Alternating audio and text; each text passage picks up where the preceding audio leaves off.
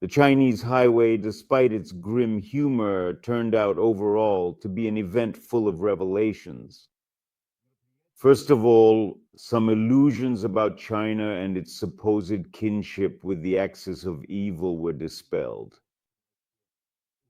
Well, according to all the rules of so-called accretion, the time has probably come. The time has come to fuse all the world's filth into a single whole, into a unified organism.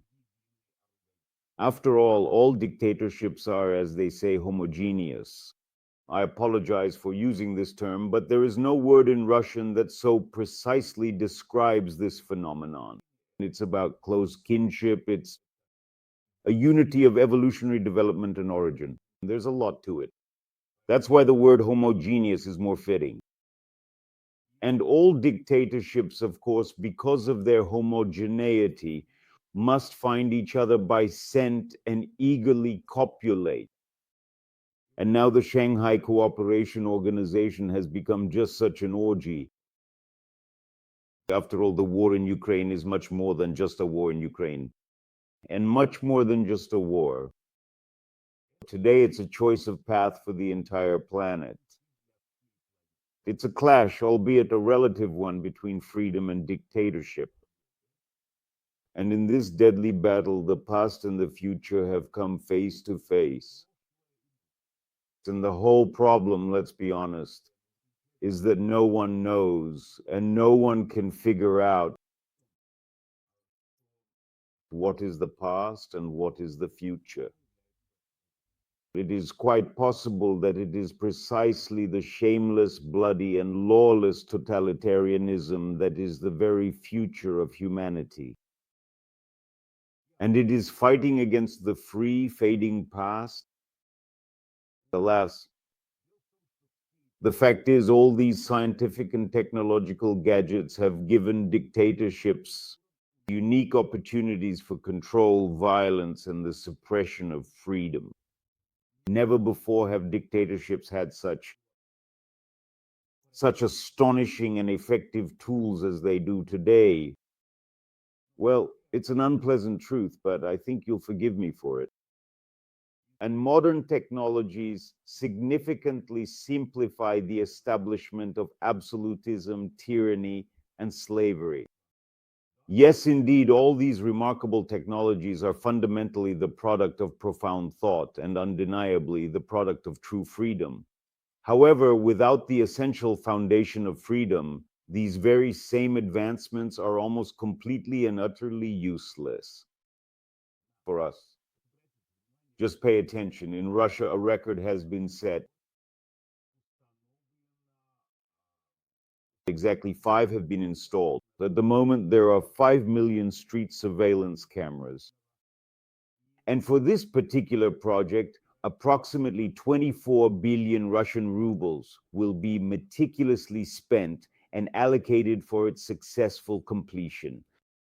In other words, a network of total surveillance has been built.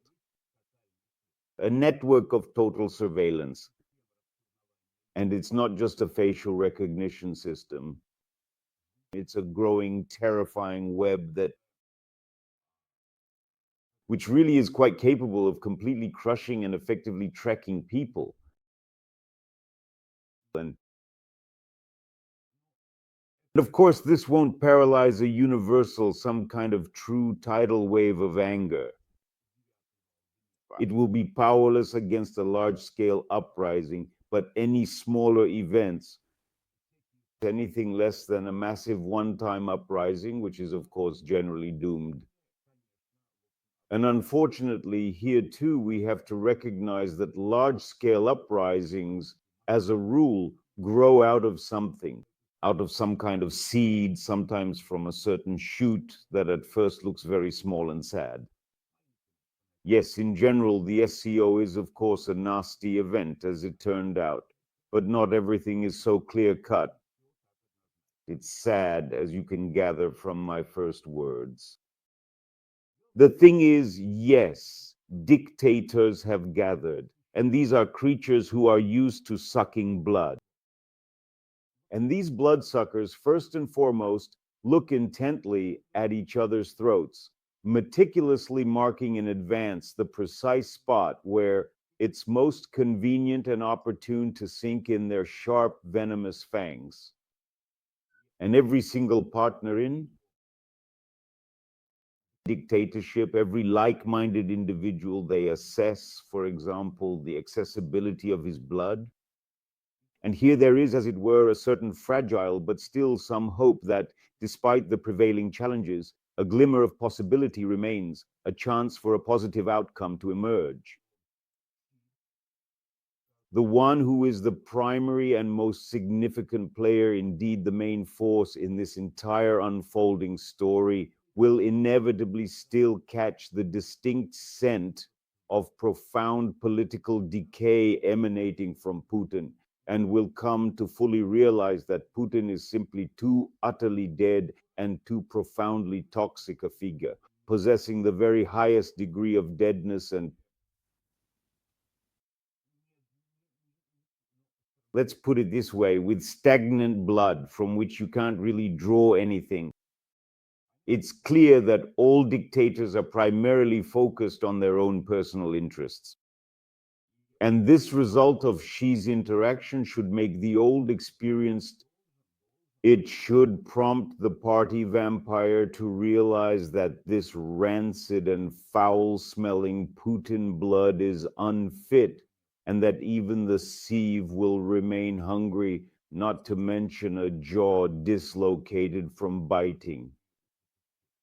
Because in any case, it's the press, the media, the propagandists who can deceive people while they keep fooling each other. 3.5 years of a massive war, huge Russia against little Ukraine. This, of course, is undeniable proof of Russia's military insignificance, which simply by virtue of this has proven its impotence, because the results, the so-called sacred special operation, is not a secret, it's a disgrace, and in general, the reason for the world's smirks.